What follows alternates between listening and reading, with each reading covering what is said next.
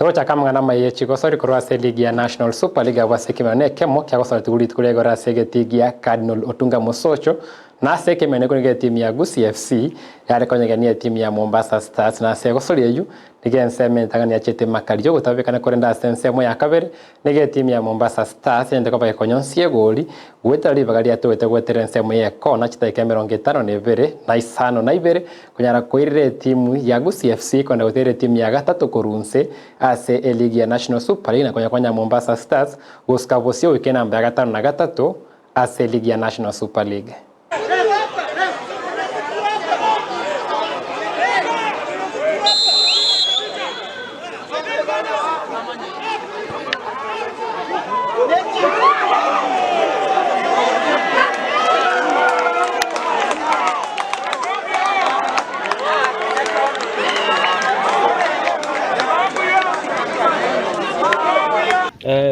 Kwa majina naitwa Hussein Mohamed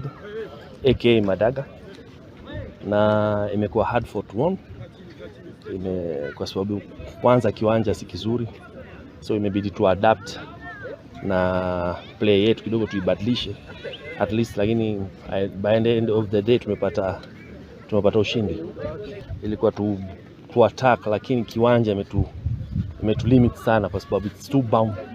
inadunda sana mpira na iko level, so ile mpira si ucheze imekuwa ngumu, so imebidi tukae nyuma kwa sababu wao wanacheza long balls tu. Hata ukiona tangu mwanzo wao ni long balls, so ilikuwa lazima to sit back kidogo, so goalkeeper ndo alikuwa anachukua ball nyingi. It's a plan tu tumeipangia hapa kwa kiwanja. Hapo sasa tumeruka nafikiri namba 7-8. Haijakuwa mbaya second leg, in fact vijana hawa wetu wadogo kidogo wameweza kushikana na kuelewa nini tunafaa tufanye na wanapigania wins. So unaona kama leo wamepigana mpaka dakika